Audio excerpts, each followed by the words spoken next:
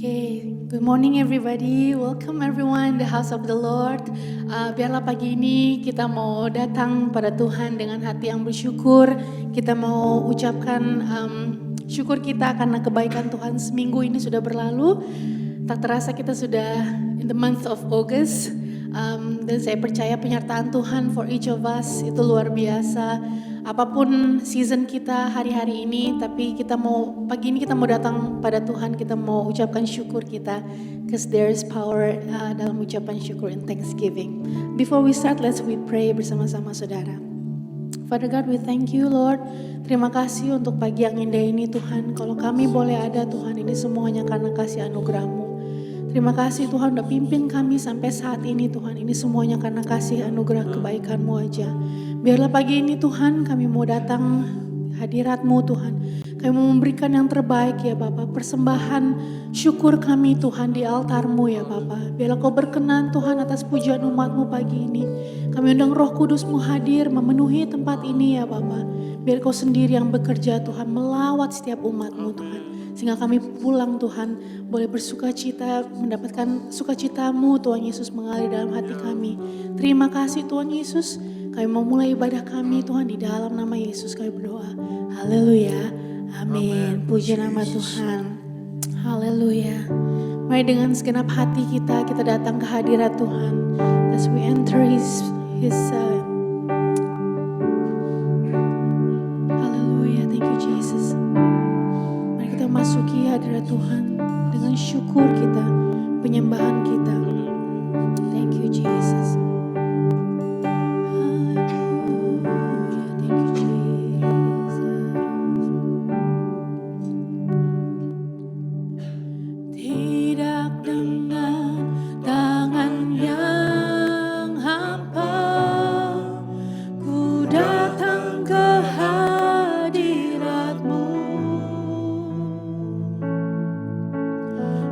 Menyatakan rasa syukur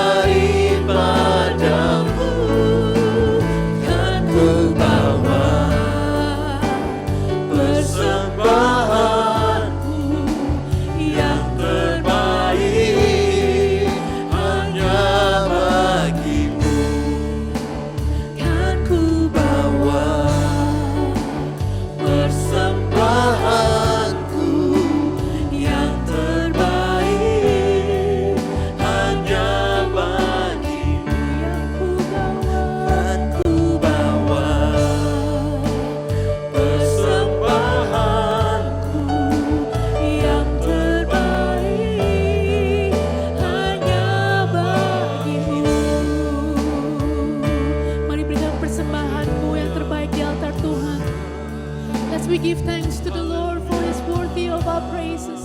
Let's worship Him, church, with one voice, one song. Let's worship Him.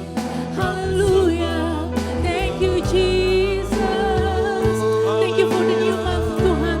Terima kasih Tuhan udah bawa kami sampai bulan Agustus ini, Tuhan. Ayo mengucap syukur buat kebaikan-Mu. Haleluya.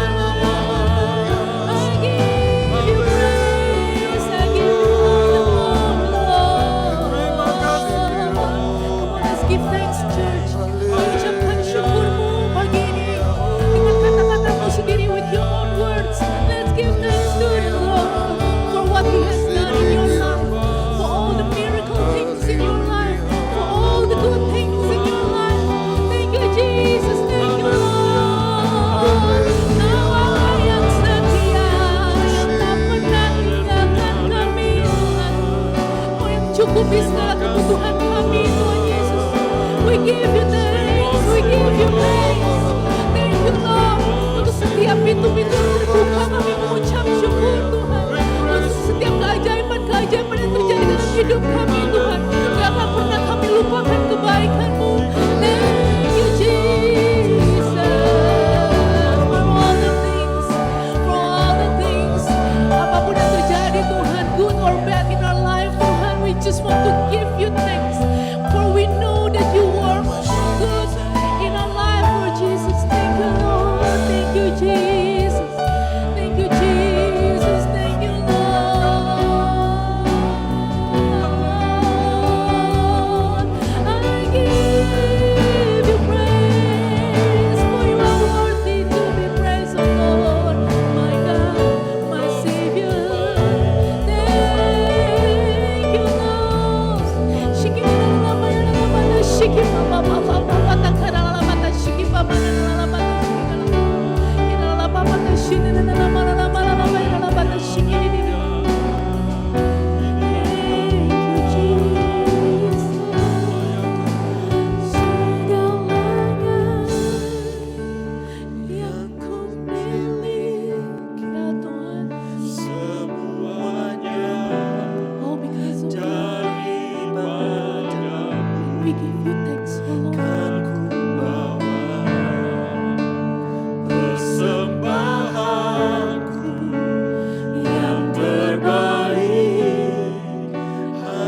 Terjemahan sendiri katakan segalanya, segalanya yang ku miliki, semuanya daripadamu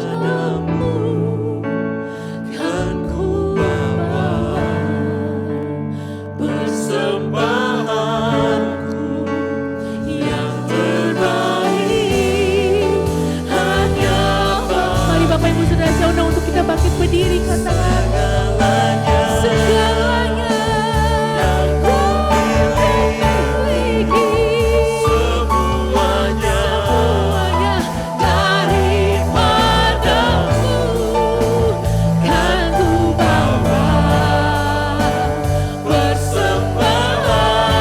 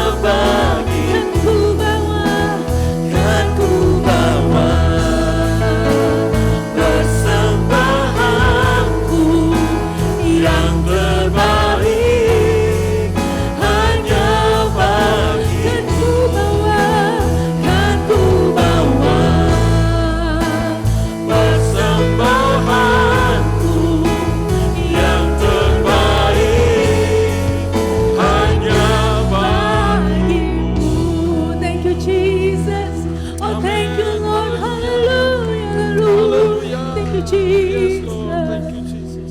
And the angels cry, holy, all creation cries, holy, you are lifted high, holy, holy forever. Hear your people sing. Hear your people sing. Holy to the King of Kings. Holy, you will always be. Holy, holy forever. Once again, and the angels cry, holy, and the angels cry, holy, all creation cries, holy, you are lifted high, holy, holy forever. Hear your people sing, you're holy. Hear your people sing, you're holy, Lord.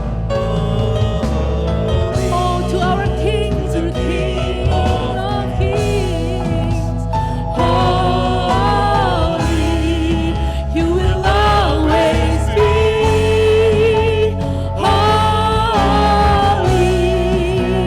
holy forever.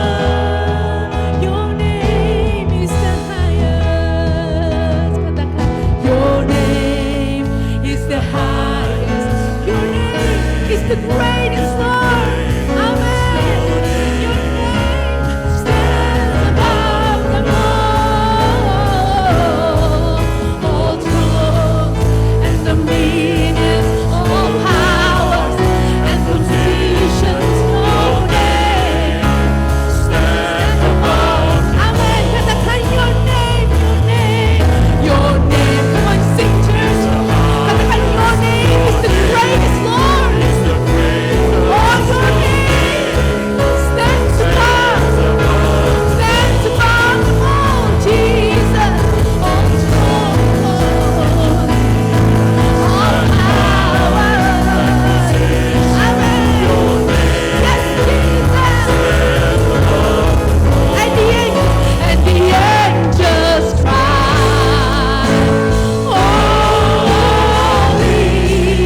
all creation cry, holy, you were lifted high, holy, holy forever. Hear your people sing, Lord. Hear your people sing. Holy to the King of Kings. Holy, you will always be. Holy, holy forever. You will always be holy. You will always be holy. Holy, holy forever. You will always be.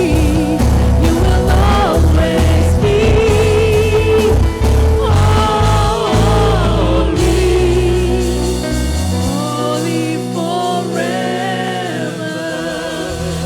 Berikan tepuk tangan yang paling meriah bagi Raja kita. Dia Raja, dia keturunan Raja. He's the Lord of all lords. Thank you Jesus. Kami mau terus bersuka cita dalam hadirat-Mu. In the name of Jesus we pray. Mari saudara yang bersuka cita sama-sama katakan. Amen. Amen. Berikan tepuk tangan sekali lagi bagi Allah kita. Hallelujah. It's good to see you all church. Sungguh indah kita bisa sama-sama berfellowship satu dengan yang lain. Yuk kita mau berikan salam satu dengan yang lain dulu yuk. Katakan I am glad that you are here today. Hallelujah. Praise the Lord. Puji nama Tuhan. Haleluya.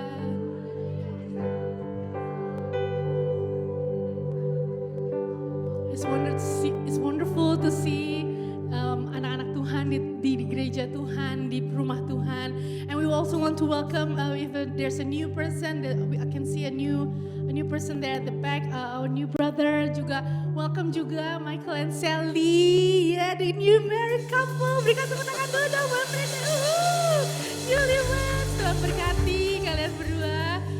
Okay, are we ready to praise the Lord, church? Amen. Yes. Amen. Let's sing this song sama-sama, katakan haleluya. Yes, siap menari bagi Allah kita, amin saudara. Yuk saya mau lihat Bapak Ibu Saudara kita melangkah ke kanan ke kiri sama-sama ya saudara ya. Haleluya. Sekali lagi katakan.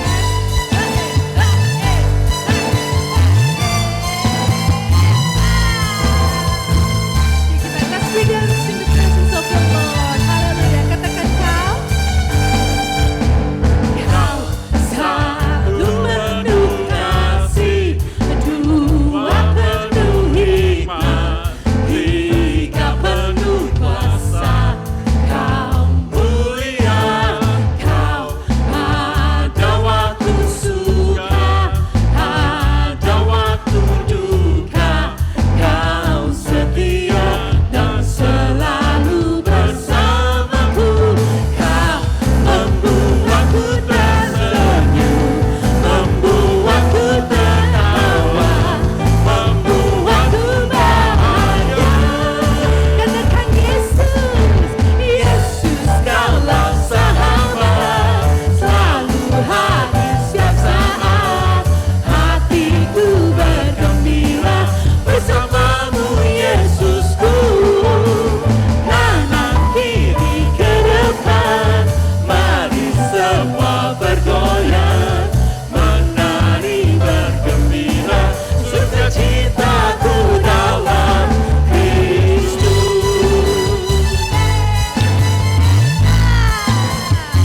Haleluya, let's we worship Him, we praise Him. Terima kasih Tuhan, katakan kau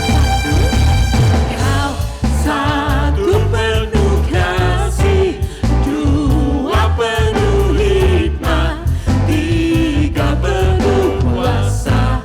Kau mulia, kau ada waktu suka, ada waktu duka. Kau setia dan selalu bersamaku. Kau membuatku tersenyum, membuatku tertawa, membuatku bahagia. Yesus kaulah sahabat, selalu hadir setiap saat.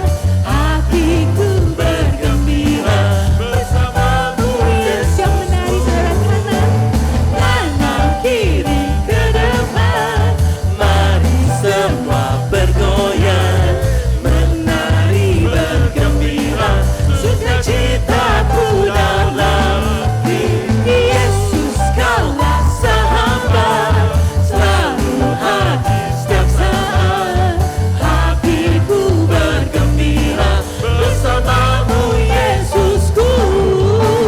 Kanan kiri ke depan, mari semua bergoyang, menari bergembira, sukacitaku dalam Kristus. Sebentar saudara percaya ada sukacita mengalir di tengah umatnya pagi ini, amin saudara. Yuk saya mau mengajak Bapak Ibu Saudara untuk kita menari. Jadi waktu kita menyanyikan Yesus kaulah sahabat, selalu hadir setiap saat. Hatiku bergembira bersamamu Yesus. Saat kanan kiri jangan lupa kanan kiri ke depan, semua mari semua bergoyang, menari bergembira bersama cintaku dalam bisa ya saudara ya, tinggal goyang kanan goyang kiri aja.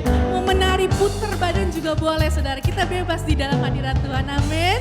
Semuanya mau menari bagi Tuhan, amin. Yesus kaulah sahabat, selalu hadir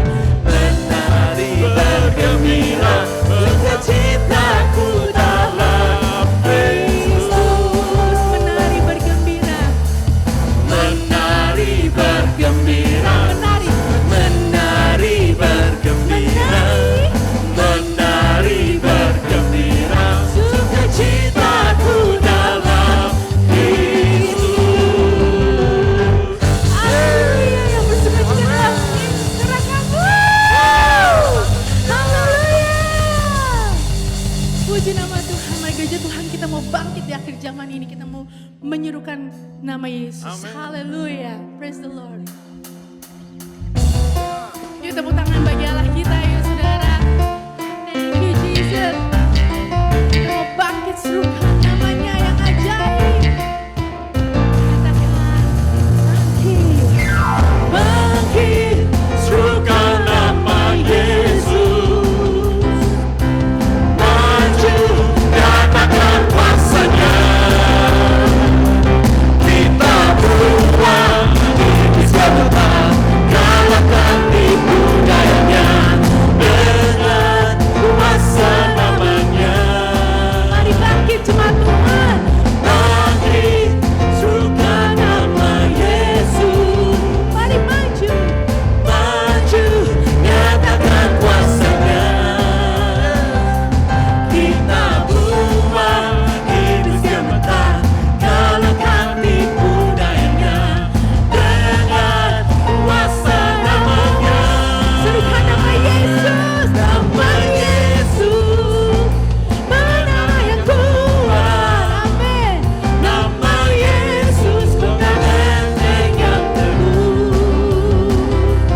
Nama Yesus, kalahkan semua musuh. Nama Yesus, di atas segalanya. Kami percaya ada kuasa di dalam namamu Tuhan. Thank you Jesus. Bangkit, Serukan nama Yesus, Yesus. maju nyatakan kuasanya. Kita buang iblis gemetar, kalahkan tipu dayanya dengan kuasa namanya. Bangkit, Bangkit, serukan nama Yesus, Yesus, Yesus. maju nyatakan kuasanya. Kita buang iblis gemetar, kalahkan tipu dayanya dengan kuasa namanya. Nama Yesus, menara yang kuat. Nama Yesus, kota benteng yang teguh. Nama Yesus, kalahkan semua musuh. Nama Yesus, di atas segalanya. Nama Yesus, menara yang kuat. Nama Yesus, kota benteng yang teguh.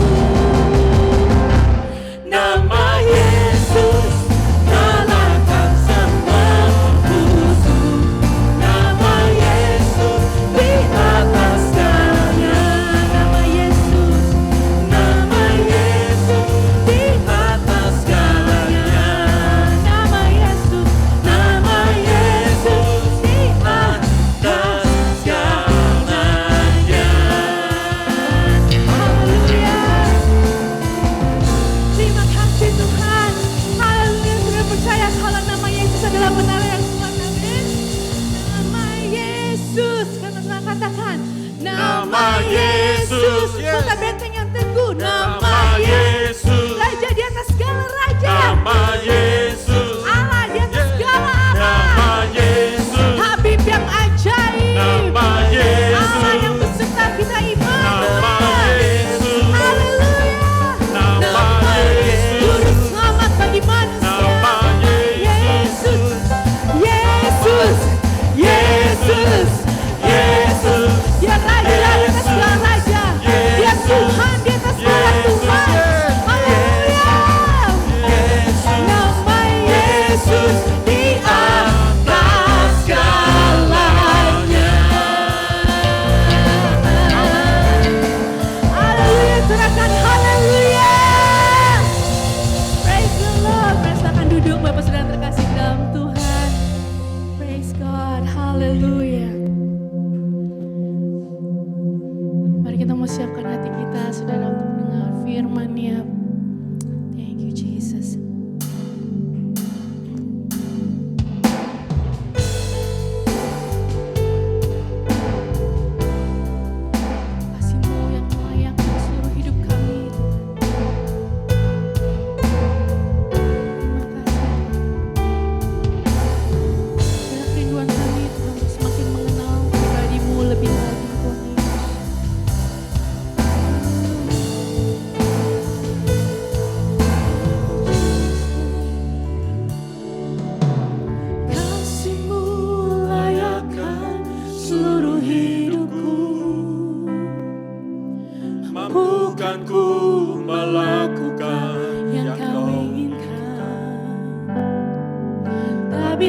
aku terlepas, Kau menggenggam tanganku, ingin lebih mengenal pribadi-Mu.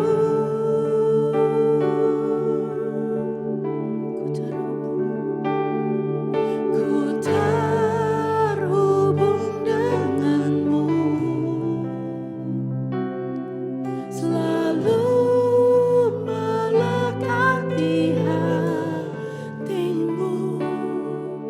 Firman-Mu itulah dasar hidup.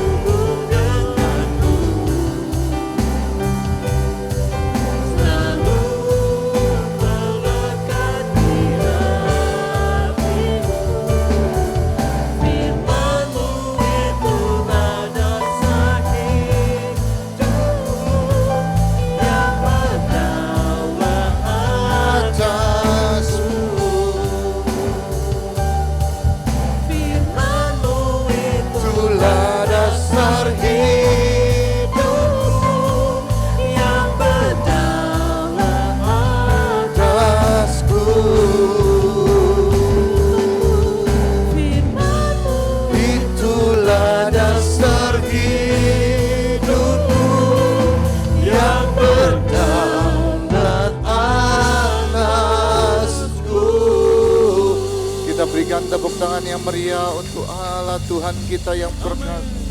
Kami bersyukur Tuhan buat hari ini. Terima kasih buat cuaca yang indah, buat kasih setiamu, kemurahanmu dalam kehidupan kami. Terima kasih, Engkau baik dalam kehidupan kami. Hari ini kami datang, kami mau menyembahmu, masuk di dalam hadiratmu, menerima firman-Mu Tuhan. Dan biarlah firman-Mu boleh menjadi kehidupan kami, boleh menjadi masuk dalam kehidupan kami dan memberikan akar yang dalam kehidupan kami. Menjadi tuntunan Tuhan buat setiap langkah kehidupan kami, sehingga hidup kami semakin serupa dengan gambar daripada anak Allah Tuhan Yesus Kristus. Terima kasih, di dalam nama Yesus urapi kami semua. Haleluya, amin. Silakan duduk Bapak Ibu yang terkasih. Thank you worship team. Maaf kalau suara saya agak serak-serak basah. Oke. Selama seminggu ini sudah sore throat, tapi ya. Oke. Haleluya. Saudara, tadi pagi saya memberi sharing tentang firman Tuhan, renungan. Ya. Ketika kita menerima firman Tuhan, apakah kita mau menjadi penerima atau pemeriksa? Penyelidik. Kalau penerima, kita menerimanya sebagai firman Tuhan dan menjadi tuntunan dalam kehidupan kita. Tapi ada juga yang menerima tetapi mengkoreksi, ya, ada feedbacknya. Tapi bagaimanapun juga dua-dua saya pikir cukup baik. Kenapa? Karena mereka pasti mencatat dan mengingat daripada kalau saudara tidak mencatat. Sedikit nyindir. Ya, mari silakan saudara kalau saudara mencatat, buka handphone saudara kalau ada note atau ada kertas atau ada apapun saudara bisa mencatat. Saudara, saya percaya kita nggak akan bisa ingat 1 minggu yang lalu kita mendengarkan firman apa atau apa. Kalau perlu dicatat dan biarlah itu boleh dibaca kembali. Haleluya. Bulan ini kita akan masuk di dalam satu tema yang baru, satu tema yang luar biasa, yaitu tentang Jehovah Nisi. Dalam bahasa Inggrisnya, the Lord is my banner. Banner atau panji itu bicara tentang identitas. Pada zaman dulu setiap pasukan atau kerajaan ketika berperang mereka akan bawa banner. Dan ketika mereka menang dalam sebuah peperangan merebut sebuah kota, maka banner itu akan ditaruh di atas kota itu. Ya. Jadi banner itu tanda kemenangan, tanda pemersatu, tanda kepemilikan, dan tanda kemenangan, kebergantungan kepada Allah. Jadi nama Jehovah Jireh itu sebenarnya adalah sumber kemenangan kita umat Tuhan ketika kita menghadapi peperangan. Oke? Nah, mari kita baca firman Tuhan Keluaran 17 ayat 8 sampai 16. Saya harap saudara kalau walaupun saudara bisa baca di depan, saudara bisa buka Alkitab saudara atau handphone saudara yang di dalamnya ada Alkitab.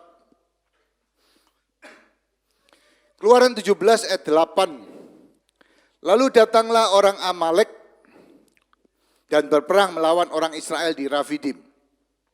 Musa berkata kepada Yosua, pilihlah orang-orang bagi kita. Lalu keluarlah berperang melawan orang Amalek. Besok aku akan berdiri di puncak bukit itu dengan memegang tongkat Allah di tanganku. Lalu Yosua melakukan seperti yang dikatakan Musa kepadanya, dan berperang melawan orang Amalek, tetapi Musa, Harun, dan Hur telah naik ke puncak bukit. Dan terjadilah apabila Musa mengangkat tangannya, lebih kuatlah Israel. Tetapi apabila ia menurunkan tangannya, lebih kuatlah Amalek. Maka penatlah tangan Musa, sebab itu mereka mengambil sebuah batu. Diletakkannya di bawahnya, supaya Musa duduk di atasnya. Harun dan Hur menopang kedua belah tangannya, seorang di sisi yang satu, seorang di sisi yang lain. Sehingga tangannya tidak bergerak sampai matahari terbenam.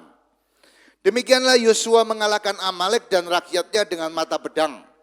Kemudian berfirmanlah Tuhan kepada Musa, tuliskanlah semuanya dalam sebuah kitab sebagai tanda peringatan, dan ingatkanlah ke telinga Yosua bahwa aku akan menghapuskan sama sekali ingatan kepada Amalek dari kolong langit. Lalu Musa mendirikan sebuah mezbah dan menamainya Tuhan adalah panjiku, panji-panjiku. Ia berkata, tangan di atas panji-panji Tuhan. Tuhan berperang melawan Amalek turun-temurun. Oke. Poin saya yang pertama adalah kita akan menghadapi peperangan baik waktu kita siap atau tidak siap. We will face the war, whether we are ready or not ready. Saya akan masuk di dalam Keluaran sebelumnya, beberapa pasal sebelumnya. Ini Keluaran 17 kan. Di Keluaran 14, itu Tuhan melakukan hal yang luar biasa bagi bangsa Israel. Tuhan membebaskan bangsa Israel dari perbudakan Mesir selama 400 tahun. Selama 400 tahun bangsa Israel diperbudak oleh Mesir. Dan saat itu Tuhan mengirim, namanya Musa. Tuhan menjawab doa-doa bangsa Israel yang diminta untuk membebaskan mereka dari perbudakan. Bayangkan 400 tahun bukan waktu yang sedikit, saudara. Itu 3 atau 4 generasi paling tidak. Satu waktu yang panjang, saudara. Mereka diperbudak di situ oleh Mesir. Kemudian Tuhan mengirim Musa. Kemudian Musa meminta Tuhan dan akhirnya Tuhan mengirim 10 tulah. Dan dari 10 tulah itulah akhirnya Firaun membebaskan bangsa Israel untuk keluar dari Mesir. Tetapi setelah beberapa waktu, Firaun menyesal kemudian mengejar, dan kemudian ketika mereka terjepit di satu tempat, Tuhan membelah lautan terbelah. Dan kemudian mereka bisa lewat di situ, ya, siang dan malam bangsa Mesir mengejar mereka, dan dengan mata kepala sendiri mereka melihat bahwa Tuhan membinasakan bangsa Firaun. Hampir kira-kira 1000 pasukan bersama dengan Firaun mati terbenam di lautan Tebera, ya. Mereka melihat sendiri Tuhan menghukum bangsa Mesir yang telah menjajah mereka, memperbudak mereka selama 400 tahun. Di Keluaran 15 mereka bersuka cita. Dikatakan Maria menari-nari dengan kecapi, dia bersorak-sorai, semuanya bersorak-sorai melihat apa yang telah dilakukan Tuhan di dalam kehidupan mereka, bangsa Israel. Di Keluaran 16 setelah itu, kemudian mereka masuk ke padang gurun, mana turun setiap pagi. Haleluya. Mana roti dari surga, itu turun setiap pagi. Mereka bangun pagi, mereka mengambil mana itu, dan kemudian mereka bisa mengolahnya, mereka bisa makan walaupun mereka ada di padang gurun. Masuk padang gurun Sin. Di Keluaran 17, ini ayat yang barusan kita baca. Bangsa Israel masuk ke satu tempat yang namanya Rafidim. Arti dari kota Rafidim adalah tempat yang menyenangkan. Tempat beristirahat, tempat menyenangkan, seperti resort begitu. Tapi perhatikan, di Rafidim inilah bangsa Israel diserang. Kita mesti ngerti bahwa baik kita siap maupun tidak siap, baik keadaan kita enak atau tidak enak, nyaman atau tidak nyaman, ini bahkan di tempat Rafidim, di tempat yang mereka beristirahat, mereka merasakan kenyamanan di situ, mungkin sejuk ya, ada cloudy begitu ya, mereka beristirahat di situ. Alkitab katakan di Rafidim itu ada 12 sumber mata air, semuanya tersedia di situ. Tapi perhatikan, seringkali ini yang harus kita perhatikan bagi umat Tuhan. Seringkali di tempat comfort zone, kita kehilangan spirit of fighting. Kita kehilangan yang namanya kebergantungan kepada Tuhan. Iman kita makin melemah karena ada di dalam comfort zone. Semuanya tersedia, semuanya ada. Tapi disitulah bangsa Israel diserang, di Rafidim lah, tempat yang beristirahat, tempat yang dipakai untuk menyenangkan, itu disitulah mereka diserang oleh bangsa Amalek. Nah perhatikan di sini. Bangsa Israel 400 tahun dijajah oleh bangsa Mesir. Pekerjaan mereka buat batu bata dan bangun bangunan di Mesir. Mereka harus kerja rodi, dipaksa kerja, dikasih makan, tidak dikasih upah. Jadi keahlian mereka adalah buat batu bata.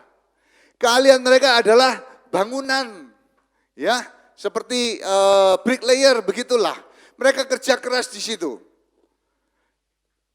Mereka tidak memiliki kemampuan untuk berperang. 400 tahun diperbudak.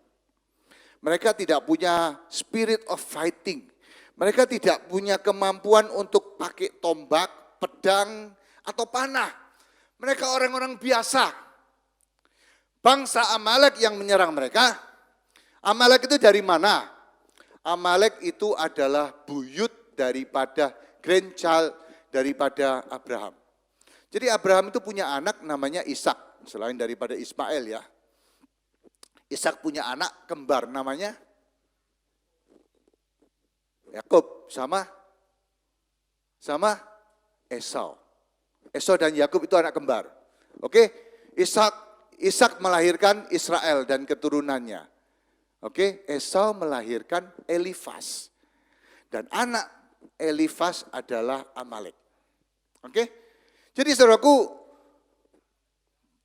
Ishak dan Esau pernah bertengkar tapi mereka berdamai. Tapi keturunan mereka kemudian bertengkar sampai satu sama lain, menjadi musuh bebuyutan. Amalek ini menjadi musuh bebuyutan daripada bangsa Israel. Nah, Amalek dilambangkan sebagai bangsa yang kejam, sadis. Mereka hobinya merampas, mereka hobinya merampok, menjarah, menyerang, bahkan membunuh orang-orang yang dimangsa oleh mereka. Mereka terbiasa dan terlatih untuk berperang. Mereka pandai berperang, mereka punya siasat perang, mereka punya pengalaman untuk berperang. Nah, perhatikan di sini. Bangsa Israel selama 400 tahun, mereka kerjanya bangunan. Dan ketika mereka keluar dari Mesir, apa yang Tuhan lakukan buat mereka? Tuhan berperang buat mereka.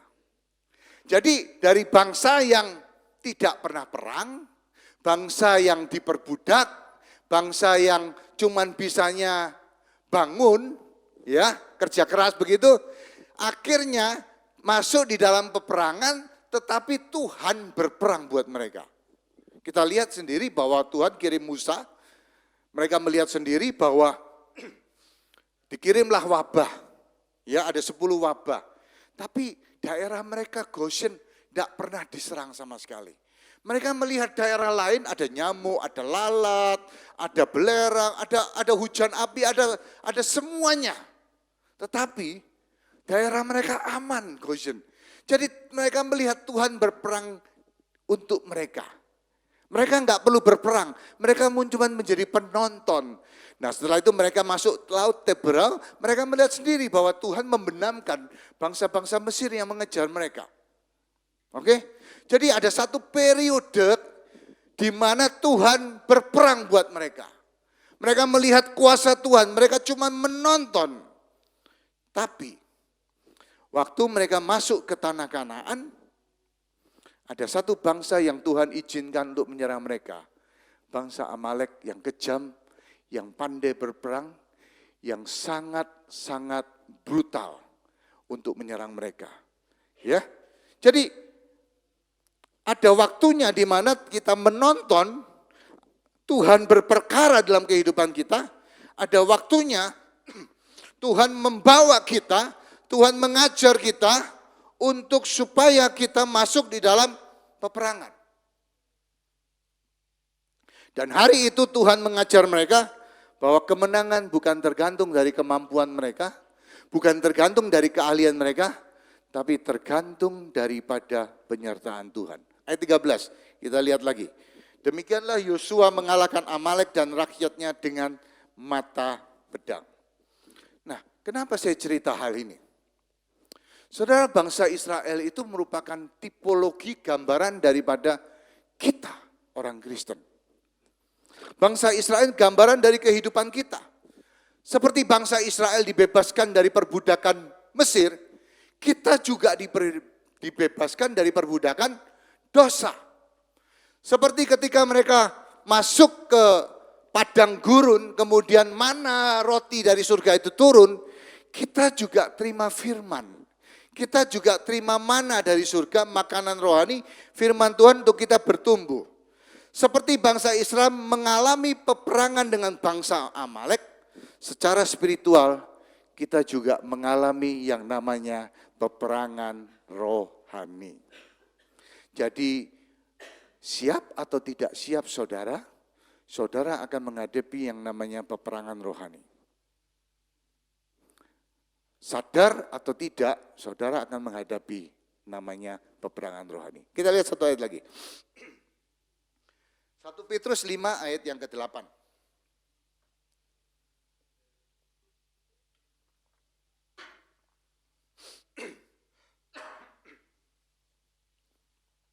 Satu Petrus 5 ayat yang 8, sadarlah dan berjaga-jagalah. Sadar. Saudara harus sadar, saudara harus berjaga-jaga. Ini firman Tuhan buat saudara, buat orang Kristen. Lawanmu si iblis. Artinya kita punya lawan loh. Kalau kita nggak berjaga-jaga, kalau kita nggak bersadar, kita pasti akan kalah. Ya, orang yang tidak berjaga-jaga pasti akan kalah. Nah, kita punya lawan namanya si iblis. Lawan kita bukan darah dan daging, lawan kita adalah si iblis. Lawan kita bukan mertua saudara atau menantu saudara atau suami saudara atau istri saudara. You are fighting the wrong person. You fight to the wrong person. Kalau saudara memusuhi mertua saudara, Anda bertengkar dengan mertua saudara, you fight the wrong person. Ada lawan kita, lawan kita si iblis. Jadi kalau seringkali ya kita menghabiskan waktu dan energi kita ngelawan mertua, ngelawan menantu kita, suami kita, istri kita, anak-anak kita sudah habis energi kita waktu kita mau menghadapi si iblis, betul enggak? Kita sudah pusing. Kita sudah pusing, sudah energinya udah habis, sudah capek lawan orang-orang di sekitar kita. We are fighting all the time. Di rumah tangga, di keluarga kita, we are fighting all the time. Tinggal ketika iblis datang menghantam kita, kita tidak punya kemampuan, kekuatan untuk melawan dia. Alkitab katakan begini, berjalan keliling sama seperti singa. Looks like a lion. Jadi kalau sama seperti itu berarti bukan itu. Ya, betul ya. Sama seperti kamu sama seperti Lee Min Ho. Ya kan? Tapi kalau ada orang bilang begitu, Anda bukan Lee Min Ho, jangan GR dong. Ya. Anda bukan Lee Min Ho, sama seperti Lee Min Ho. Ada yang, wah, kamu cantik ya kayak Lee Jin Xia. Ya, benar ya. Kamu cantik kayak Lee Jin Xia. Jangan GR, Anda bukan Lee Jin Xia. Sama seperti, jadi sebenarnya semuanya adalah imitasi. Singa yang benar adalah singa Yehuda, yaitu Yesus Kristus. Oke? Jadi seperti singa, iblis itu menyerupai seperti singa, mengaum-ngaum mencari mangsa yang dapat ditelamnya. Mengaum-ngaum bicara tentang mengintimidasi kita. Dia nggak bisa ngapa-ngapain kita. Dia memperalat kita. Abusing, bullying, ya toh, accusing. Iblis dalam bahasa Yunani kata-katanya Iblis dalam bahasa Yunani itu ada satu kata, namanya diabolos. Gampang ya? Diabolos. Dia itu bolos gitu loh ya. Dia bolos, gampang kan ya? Itu artinya accuser. Itu iblis. Oke? Diabolos. Jadi dia accuse kita. Jadi artinya kita akan menghadapi peperangan sekalipun kita siap atau tidak siap. Itu yang pertama. Oke? Yang kedua, Peperangan melawan Amalek saat ini adalah peperangan rohani melawan daging. Jadi apa yang dialami oleh orang Israel, bangsa Israel saat itu, perang dengan Amalek itu secara tipologi di dalam kehidupan yang kita saat ini jalani, itu adalah peperangan yang sama yang kita hadapi saat ini, yaitu kita berperang melawan yang namanya kedagingan. Setiap orang dari antara kita semuanya berperang melawan daging. Tidak ada di antara kita yang tidak melawan, tidak perang melawan daging. Saudara, statusnya apa? Perempuan, laki, ibu, suami, ya toh, anak, atau siapapun. Umur berapapun saudara, saudara melawan yang namanya kedagingan. Saudara melawan dengan perbuatan daging, kedagingan di dalam kehidupan saudara. Nah, daging itu apa? Daging itu sifat manusia lama kita. The old person, itu daging. Daging itu, sehingga daging itu selalu melekat ada di dalam kehidupan kita. Karena sifat manusia lama kita itu kedagingan. Sebelum kita diselamatkan, kita hidup dalam yang namanya kedagingan. Oke? Nah, ketika kita diselamatkan, maka roh itu ada, tubuh itu terdiri dari tubuh, jiwa, dan roh. Hidup kita. Roh kita diselamatkan, tapi daging itu harus diubahkan. Daging harus melalui proses dan peperangan supaya bisa dikalahkan. Kita dikuduskan secara status, tapi hidup yang kudus adalah kehidupan yang melawan kedagingan di dalam kehidupan kita. Kita diperhadapkan pilihan. Kita mau hidup oleh roh atau hidup daging. Makanya kitab Galatia Paulus itu mengatakan, menyerukan tentang hidup di dalam daging atau hidup di dalam roh. Kita diberikan pilihan. Anda mau memilih yang mana? Nah, ada satu orang yang namanya John Newton. Ada gambarnya. John Newton. John Newton itu umur 6 tahun, mamanya meninggal dunia. Mamanya seorang religius. Dia dibawa ke gereja di Sunday School. Papanya bukan orang yang religi. Karena mamanya meninggal, dia sementara ke gereja, tapi kemudian nggak lama dia tidak ke gereja. Akhirnya selama belasan tahun dia kerja di kapal. Dan di kapal itu dia mulai dari bawah. Dia dikerja di kapal dan akhirnya beberapa tahun kemudian menjadi kapten kapal. Dia diangkat jadi kapten kapal. Sukses. Tapi kapten kapal yang biasa dipakai, kapalnya dipakai sebagai perdagangan budak.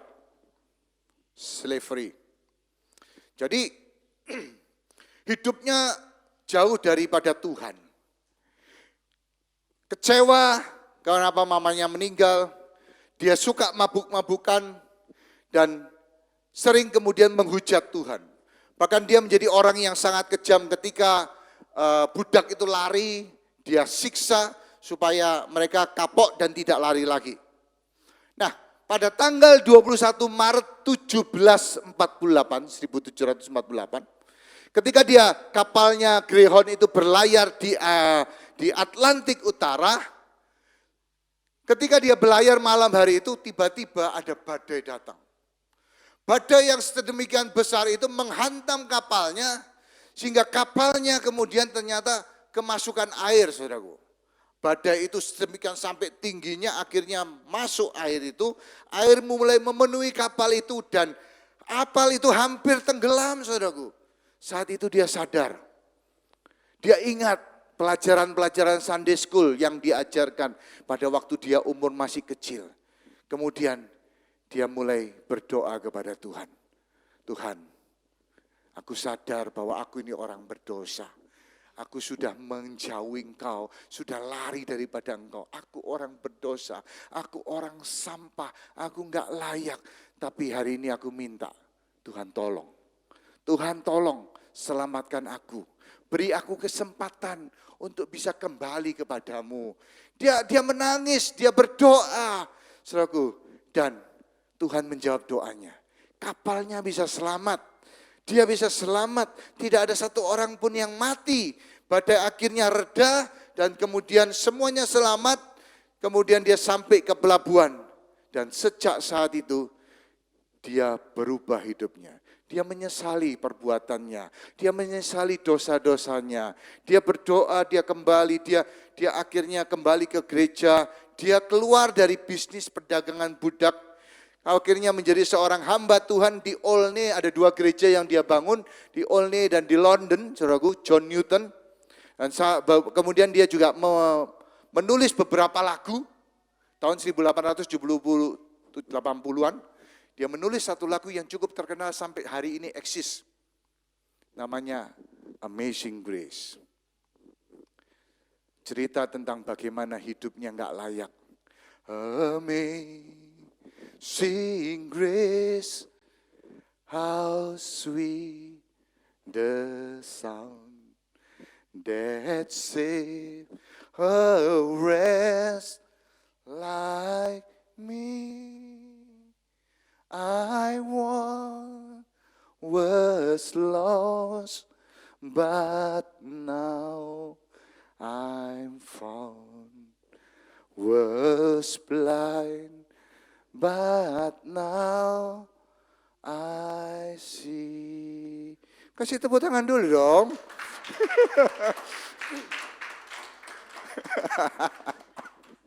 Haleluya. Saudara kayaknya terpesona gitu. Saudara, ini sebuah cerita hidup, cerita kisahnya. I'm wretched, saya ini sampah, enggak layak. Was blind, but now I see. Ya, satu lagu yang terkenal. Saudaraku, inilah perubahan, inilah namanya peperangan dengan kedagingan.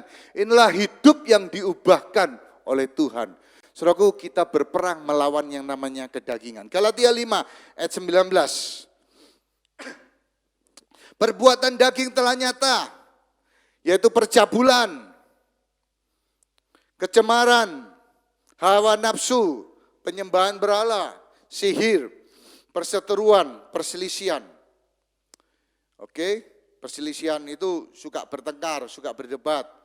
Perseteruan itu menyimpan dendam, benci, memusuhi orang, iri hati, cemburu kalau orang lain sukses. Amarah, meledak-ledak. Oke? Pakai kata-kata kotor, banting barang, kepentingan diri sendiri, egois, percideraan, roh pemecah, kedengkian, iri hati sampai pada tingkatan orang lain menghancurkan orang lain, kemabukan, pesta pora, dan sebagainya.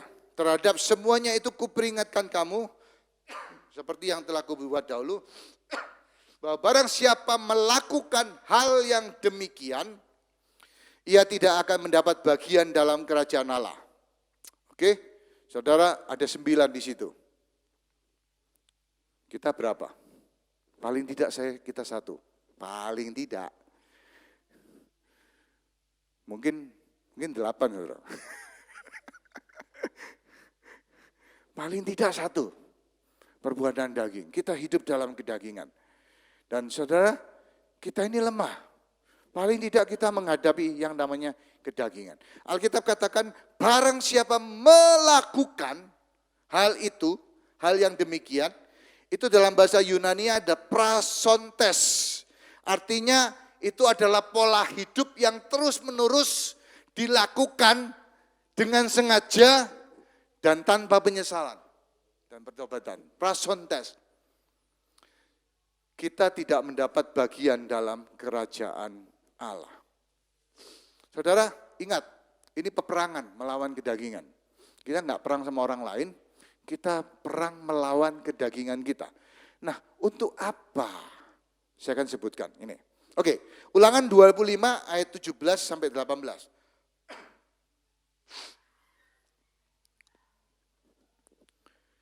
Ini bicara tentang Amalek kembali. Ingatlah apa yang dilakukan orang Amalek kepadamu pada waktu perjalananmu keluar dari Mesir. Bahwa engkau didatangi mereka di jalan dan semua orang lemah pada barisan belakangmu dihantam mereka. Sedang engkau lelah dan lesu, mereka tidak takut akan Allah. Jadi sasaran orang Amalek, sasaran kedagingan, itu adalah orang yang ada di barisan belakang. Mereka menyerang selalu bagian belakang. Mereka enggak menyerang face to face. Mereka enggak menyerang bagian depan yang siap, yang lebih kuat. Mereka menyerang bagian yang lemah, bagian yang lengah. Ada dua hal yang di sini yang seringkali diserang oleh kedagingan atau orang Amalek, yaitu yang pertama adalah orang-orang yang lemah, orang-orang yang kecewa. Kekecewaan membuat kita menjadi lemah, energi kita itu lemah, iman kita lemah, saudara. Dan dosa itu menyerang waktu kita lemah, bukan pada waktu kita berapi-api. Ya, yang kedua itu juga bicara tentang menjauh dari komunitas, di belakang, jadi tertinggal di belakang, alone, ya, saudaraku. Itu sasaran daripada orang-orang Amalek, sasaran daripada daging. Karena itu, saudara harus berapi-api, saudara jangan lemah, saudara harus membaca firman Tuhan supaya iman saudara menjadi kuat. Juga bahaya kompromi, saudaraku. Bahaya kompromi, dosa itu harus dimatikan, harus diperangi, bukan didiamkan dalam kehidupan kita. Nah, perhatikan di sini saya meloncat ke seorang yang namanya Raja Saul. Raja Saul itu pernah melanggar dan tidak taat firman Tuhan. Dia disuruh membasmi Amalek. Ya. Terus kemudian dia tidak membunuh Raja Agag Amalek, dia ngambil ternak-ternak yang baik, terus kemudian Samuel marah, akhirnya membuat Saul itu kehilangan tahtanya. Oke? Nah, perhatikan di sini, ketika itu Samuel datang, Samuel cuma bunuh Agagnya aja. Ada keturunan-keturunan Raja Agag orang Amalek yang tidak dibasmi, yang akhirnya muncul pada zaman Persia. Seorang yang namanya Haman itu karena Mordekai orang Israel tidak menghormati dia orang kedua di bawah raja Persia pada waktu itu, ya, Ahasiweros, dan akhirnya saudaraku akhirnya dia membasmi bangsa Israel. Nah, perhatikan di sini, saya enggak memperdalam lagi bahwa dosa kompromi membuat dosa itu dibiarkan. Dan ketika dibiarkan, dosa itu akan mengalahkan kehidupan kita. Nah, kenapa sih kita perlu berperang dengan dosa? Kenapa kita harus hidup di dalam kebenaran-kebenaran firman Tuhan? Wahyu 12 ayat 11. Saya ngambil dari ini sedikit aja, sebentar saja. Dan mereka mengalahkan dia, yaitu iblis. Kalau saudara lihat dia itu siapa? Iblis. Ada dua yang mengalahkan. Yang pertama darah anak domba, saya enggak bahas. Yang kedua oleh perkataan kesaksian mereka. Mereka itu orang-orang kudus. Nah, perhatikan di sini. Perkataan kesaksian mereka. Saya dulu pernah berpikir kesaksian itu testimoni. Oke? Tapi ini bukan kesaksian seperti itu. Bukan kesaksian, oh saya bersaksi Tuhan tolong saya bersaksi Tuhan itu baik, saya punya utang kemudian lunas. Bukan kesaksian seperti itu, no. Kesaksian yang dimaksudkan perkataan kesaksian mereka, karena dihubungkan dengan mereka tidak mengasihi nyawa mereka sampai ke dalam maut, seorang itu bicara tentang martir, jadi artinya kesaksian itu adalah kesaksian hidup dan kekudusan mereka. Bicara daripada kemenangan di dalam peperangan melawan daging, itulah kesaksian. Jadi artinya conscience, satu hati nurani yang bersaksi bahwa saya hidup di dalam kehidupan kerajaan Allah, kehidupan daripada firman Tuhan. Itulah kesaksian kita. Jadi kenapa kita harus menang di dalam kedagingan kita? Karena ketika kita menang di dalam kedagingan, kekudusan itu, kehidupan kita akan bisa mengalahkan yang namanya iblis. Bukan cuma darah anak domba, tapi juga hidup kita. Nah, bagaimana kita bisa mengalahkan? Roh Kudus akan membantu menolong kehidupan kita. Ya, kita nggak bisa menang dengan kekuatan kita sendiri. Kita lihat poin yang ketiga. Yang ketiga, mengalami kemenangan melalui doa dan komunitas. Jadi yang pertama, perang atau tidak, kita akan mengalami. Baik Anda siap atau tidak siap, Anda akan mengalami yang namanya peperangan. Yang kedua, peperangan yang Amalek adalah peperangan melawan daging kehidupan kita saat ini. Yang ketiga, mengalami kemenangan melalui doa dan komunitas. Mari kita lihat Keluaran 17.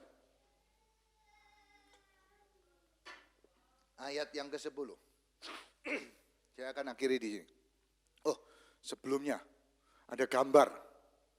Saya lupa. Ada gambar Leonard. Seorang Brasilian. Namanya Leandro, orang Brasil. Saudara, dia tubuhnya hampir 95% ditutup oleh tato. Wah, dia suka tato, saudaraku. Satu waktu dia dijamah Tuhan. Dia bertobat, tapi bukan cuma bertobat, saudaraku. Dia akhirnya berniat untuk menghilangkan hampir sekitar 90% semua tatonya. Cuma ada beberapa bagian tertentu yang enggak dihilangkan. Hampir semua. Dia harus bayar mahal, dia harus ngalami sakit. Menghilangkan tato itu enggak mudah, saudaraku, di laser. Ya, kenapa? Karena innya itu, tinta tato itu sudah masuk di lapisan beberapa mili pada tubuh kita. Bukan cuma di luar. Jadi untuk menghilangkan satu tato itu mesti di laser. Biayanya mahal, sakitnya luar biasa. Bahkan mungkin lebih sakit daripada ditato. Tapi orang ini luar biasa. Dia berani melakukannya. Dia pikir hidupku nggak layak. Aku ini orang pelayan Tuhan. Aku ini sudah diselamatkan. Aku nggak layak lagi hidup seperti ini dengan wajah seperti ini. Dia rubah seperti ini. Luar biasa, ya. Jadi itulah orang yang mau berubah. Kadang-kadang kita harus bayar harga yang mahal. Oke, yang ketiga, Keluaran 17 ayat 10 sampai 13. Waktu saya tinggal 5 sampai 10 menit. Lalu Yosua melakukan seperti yang dikatakan Musa kepadanya dan berperang melawan orang Amalek. Tetapi Musa dan Harun dan Hur telah naik ke puncak bukit dan terjadilah apabila Musa mengangkat tangannya, lebih kuatlah Israel. Tetapi apabila ia menurunkan tangannya, lebih kuatlah Amalek. Maka penatlah tangan Musa, sebab itu mereka mengambil sebuah batu, diletakkan di bawahnya, supaya ia duduk di atasnya. Harun, Hur menopang kedua belah tangannya, seorang di sisi yang satu, seorang di sisi yang lain. Sehingga tangannya tidak bergerak sampai matahari terbenam. 13. Demikianlah Yosua mengalahkan Amalek dan rakyatnya dengan mata pedang. Saudara, siapa yang menjadi penentu kemenangan bangsa Israel? Bukan Yosua. Bukan orang Israel. Sebab Alkitab di sini katakan, pada waktu Musa ngangkat tangan dengan tongkat Allah, Israel kuat. Israel menang. Tapi ketika dia lemah, dia turunkan tongkatnya, langsung bangsa Amalek itu kuat. Langsung bangsa Israel itu kalah. Saudaraku, ketika Musa melihat itu, dia berpikir, aduh, ini tergantung daripada tangan saya. Akhirnya Harun dan Hur harus menopang untuk supaya, karena lama-lama dia penat, dia lemah, akhirnya kemudian dia turunkan. Tapi dia melihat bahwa ternyata ketika tangannya terangkat, itu sumber kemenangan bangsa Israel.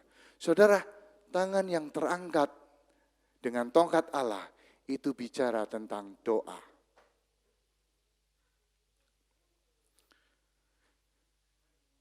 Doa itu penentu kemenangan bangsa Israel dan penentu kemenangan hidup kita atas daging. There has never been a spiritual awakening in any country or locality that did not begin in united prayer. setan gemetar. Setan trembles when he sees the weakest saint upon their knees. William Cowper berkata begitu. No man is greater than his prayer life. Tidak ada manusia yang lebih hebat dari kehidupan doanya. Nah, ini penting. John Bunyan berkata begini. Prayer will make a man cease from sin, or sin will entice a man to cease from prayer. Doa akan membuat seorang berhenti berbuat dosa, atau dosa akan membujuk seseorang untuk berhenti berdoa. Saudara, seringkali kita tahu kuasa doa. Tapi pertanyaan yang sesungguhnya, berapa lama kita pakai waktu untuk berdoa? Berapa sering kita berdoa? Gereja di sini seminggu sekali, sekarang ada doa hari Rabu. Antara 6:30 dan jam 7. Saya sering umumkan doa pekerja sebulan 2 kali. Ya, tapi enggak banyak. Oke. Saudaraku, seringkali ini yang saya mau katakan, seringkali kita harus dipaksa untuk berdoa. Seringkali. Karena daging, keinginan kita malas untuk berdoa. Kita mungkin berdoa, tapi saya percaya tidak banyak orang yang berdoa 1 jam non-stop. Tidak banyak. Saya aja nggak setiap hari berdoa 1 jam non-stop. Bro, jujur. Makanya saya butuh doa. Saya datang ke sini Rabu saya berdoa. Kenapa? Karena di situ saya bisa berdoa non-stop 1 jam, paling tidak. Kalau di rumah, saya belum tentu bisa paksakan diri saya untuk berdoa. Ini saya, apalagi saudara. Betul? Nah, kenapa kita perlu berdoa 1 jam? Markus 14 ayat 37. Oh, ini tambahan. Setelah itu ia datang kembali, Yesus ini. Dan mendapati ketiganya sedang tidur. Itu Petrus, Yakobus, Yohanes. Tapi murid-murid lain ada di taman Getsemani. Dan ia berkata kepada Petrus, Simon, sedang tidurkah engkau? Tidakkah engkau sanggup berjaga-jaga 1 jam? Tidak sanggupkah engkau berdoa-doa, berjaga-jaga 1 jam? Jadi kita perlu doa 1 jam, non-stop. Saya paksakan diri saya, ada beberapa orang seminggu sekali, mereka minta doa, saya bilang oke, kita berdoa sama-sama. Soalnya kalau rindu mau berdoa, datang hari Rabu. Nanya sama saya, 6.30 apa jam 7? Minggu ini, Rabu ini jam 6.30. Kita cuma doa. Doa 1 jam. Kita perlu paksa diri kita untuk berdoa. Kalau enggak di rumah. Oh, so many entertainment. So many disruption. WhatsApp, Instagram, Facebook, apalagi Netflix. Ya kan? Sudahlah. Kita perlu berdoa, karena itu kita perlu dipaksa.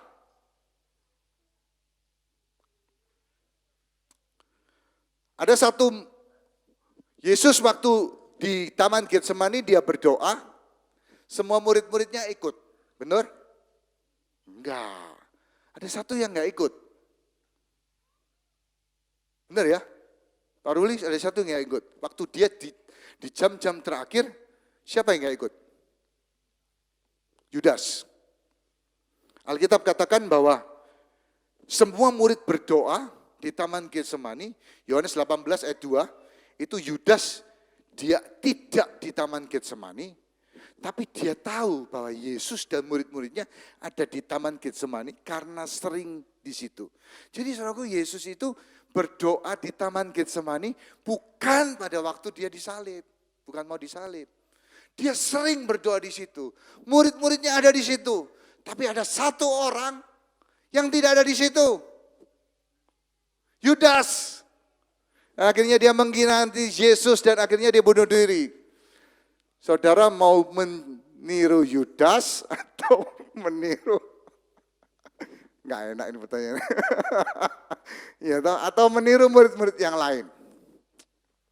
Enggak enak ya.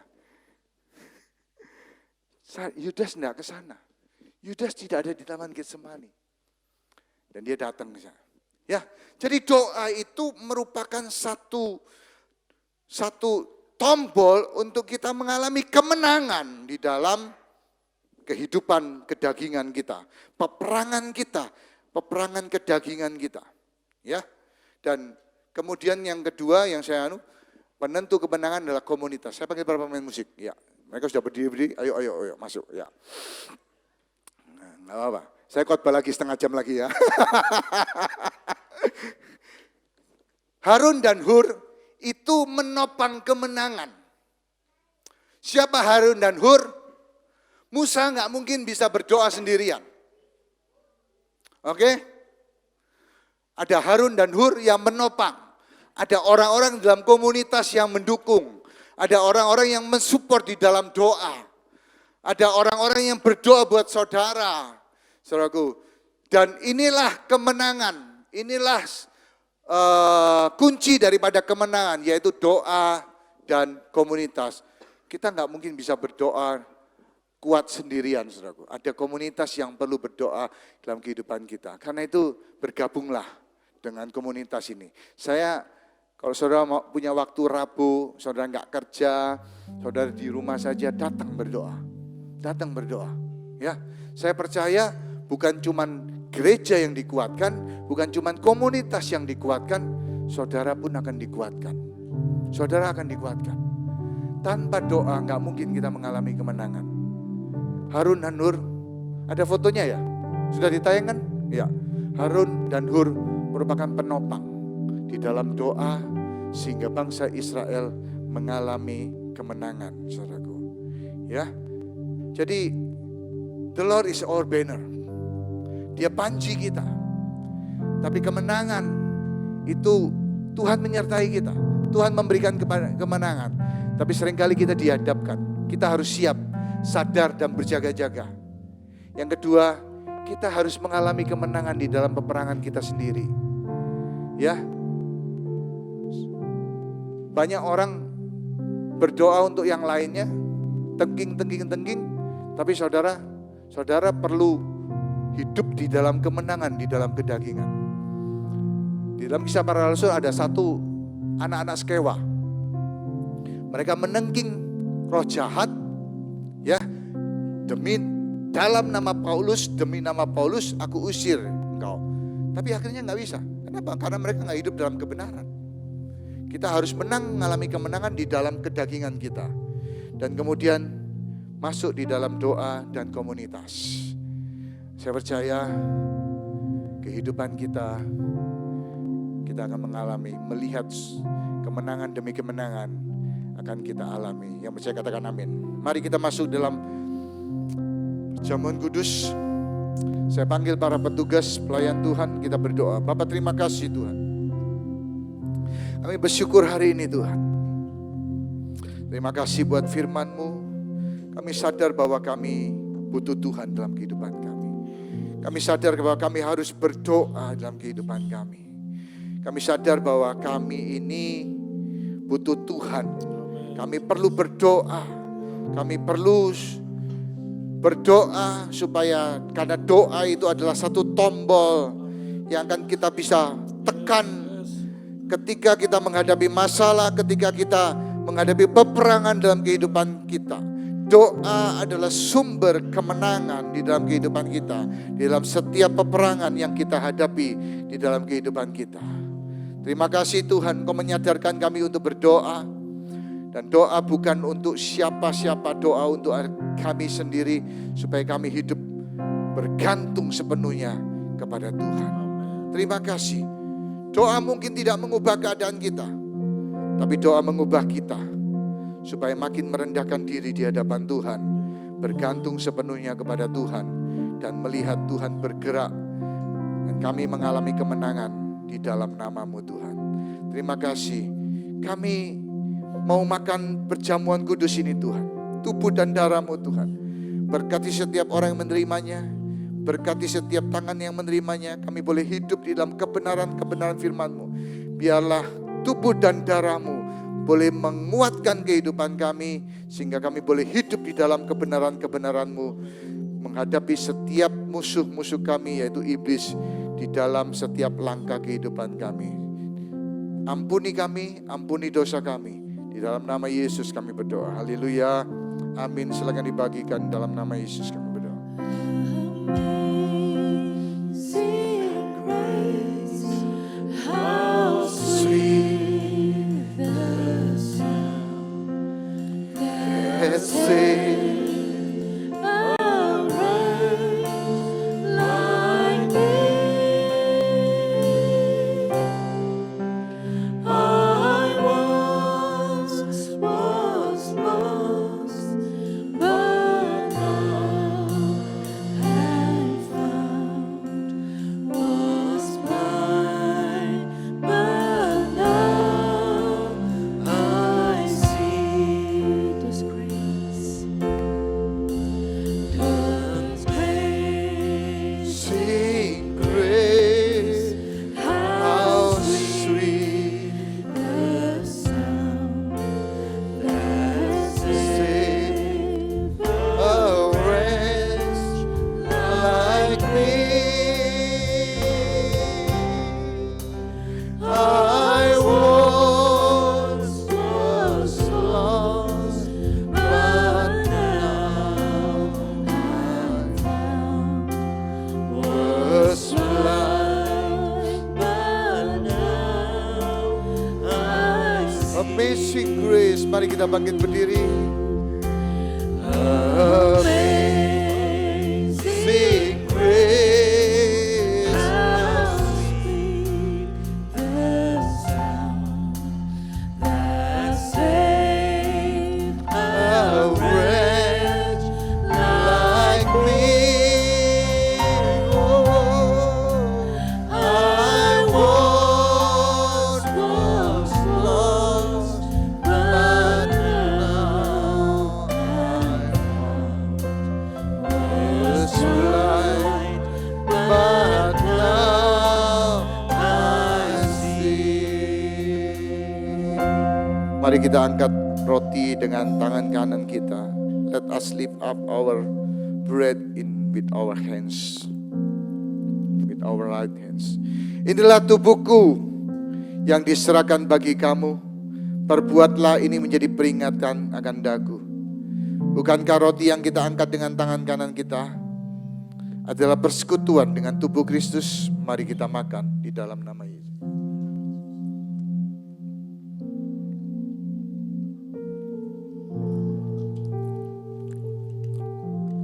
Mari kita angkat cawan dengan tangan kanan kita, sementara tangan kiri kita taruh di dada di mana Roh Kudus bersemayam. Cawan ini adalah perjanjian baru yang dimeteraikan oleh darahku. Perbuatlah ini setiap kali kamu meminumnya menjadi peringatan akan daku.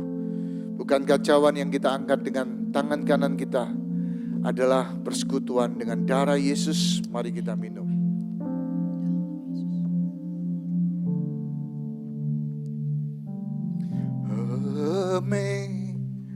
Amazing grace, how sweet the sound that saved a wretch Like me,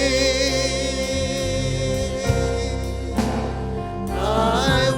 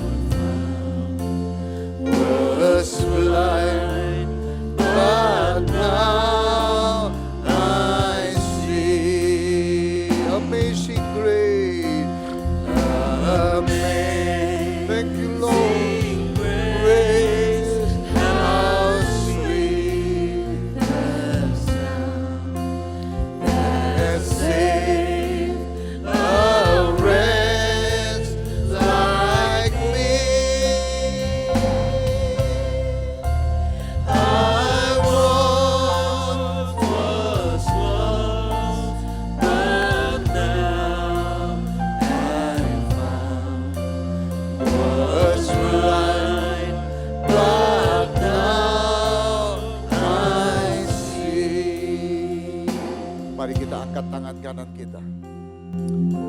Kami sadar bahwa kami adalah orang-orang berdosa Tuhan. Kami sadar bahwa keselamatan bukan karena kami baik, tapi semata-mata karena kasih Tuhan dalam kehidupan kami. Kami dipilih selagi kami berdosa. Biarlah Tuhan dengan tubuh yang dipenuhi dengan kedagingan ini Tuhan, kami menyerahkan hidup kami dalam tangan-Mu dan biarlah Engkau mengubahnya Tuhan. Engkau mengubah hidup kami seperti Engkau mengubah John Newton, Engkau mengubah para rasul. Tuhan, Engkau mengubah Tuhan semua. Dan biarlah hidup kami Tuhan ubahkan bagi kemuliaan, menjadi kemuliaan bagi-Mu. Hidup kami Tuhan bukan mengejar yang namanya kedagingan. Kami hidup di dalam roh kami. Kami hidup, kami memberi makan roh kami. Supaya roh kami itu makin lama makin kuat. Sehingga kedagingan kami, Amalek di dalam kehidupan kami, itu boleh kami kalahkan Tuhan. Terima kasih Tuhan. Terima kasih Tuhan. Kami sadar bahwa kami butuh Tuhan. Biarlah Engkau menjamah kehidupan kami, melengkapi kami, mengurapi kami Tuhan. Saat ini dalam kehidupan kami Tuhan. Tuhan, kami mau berdoa. Kami mau masuk dalam doa. Kami mau mengandalkan dalam doa-doa. Kami harus paksa diri kami untuk berdoa. Dan biarlah Tuhan, kami bisa datang ke tempat ini. Kami bisa berdoa, menyempatkan diri untuk berdoa. Kami sadar bahwa ketika dalam doa, kami mengangkat tangan, kami butuh Tuhan. Kami melihat kemenangan-kemenangan Tuhan yang Tuhan sediakan dalam kehidupan kami. Terima kasih Tuhan. Mungkin kita belum lihat peperangan, mungkin kita belum lihat serangan iblis. Tapi percayalah, dia lawan kita. Dia menyerang saudara saat saudara siap atau tidak siap. Dia menyerang anak-anak saudara. Dia menyerang keluarga saudara. Dia menyerang kehidupan saudara. Dia menyerang setiap waktu dalam kehidupan saudara. Siapapun akan diserang. Yusuf pun digoda. Tuhan Yesus pun diuji. Semua orang didatangin. Hari ini saudaraku, kalau Anda belum didatangin, mungkin cuma satu, Anda temannya dia. Tapi biarlah kita mau sungguh-sungguh di dalam Tuhan. Kita mau sungguh-sungguh hidup kita diperlengkapi oleh seluruh kepenuhan senjata Allah. Dalam Efesus pasal yang ke-6 itu. Tuhan, perlengkapi kami Tuhan. Kami boleh berjaga-jaga dan sadar. Kami dipenuhi oleh perlengkapan senjata Allah Tuhan. Kami hidup Tuhan menjadi orang-orang yang kuat di akhir zaman Tuhan. Terima kasih Tuhan. Kami juga berdoa untuk persembahan umat-Mu. Tuhan berkati setiap tangan-tangan yang memberi, baik secara fisik, cash maupun secara online Tuhan. Terima kasih Tuhan. Apa yang mereka terima daripada-Mu, mereka menjadi saluran berkat-Mu Tuhan. Terima kasih dan biarlah apa yang kami boleh tabur Tuhan, boleh menjadi bagian, kami boleh pergunakan Tuhan untuk penginjilan, untuk pengembangan daripada gereja-Mu di tempat ini ya Bapa. Terima kasih Tuhan. Terima kasih Tuhan. Kami bersyukur buat kasih setia-Mu dalam kehidupan kami. Kami juga berdoa Tuhan, supaya hari ini Tuhan kami boleh menetapkan diri kami. Kami mau berdoa Tuhan. 1 jam non-stop Tuhan untuk Kau. Kami memberikan hidup kami untuk berdoa Tuhan. Karena kami sadar bahwa kami tidak bisa hidup tanpa doa. Kami bergantung sepenuhnya. Kami merendahkan diri Tuhan. Kami gak mau jadi orang yang sombong, yang tidak berdoa Tuhan. Kami mau Tuhan. Kami mau Tuhan menjadi orang-orang yang berdoa, merendahkan diri, dan berdoa bergantung kepada Tuhan ya Bapa. Terima kasih Tuhan. Jemaat yang dikasihi Tuhan, angkat tanganmu dan arahkan hatimu kepada Allah Bapa di surga. Biarlah berkat dari Allah Bapa boleh turun dalam kehidupannya dalam nama Tuhan Yesus Kristus. Kuat kuasa Roh Kudus boleh menyertai kehidupan kita mulai dari hari ini sampai besok, sampai Maranatha, sampai Tuhan menjemput kita di awan-awan yang percaya. Katakan amin. Tuhan memberkati. God bless you. See you next week. Haleluya.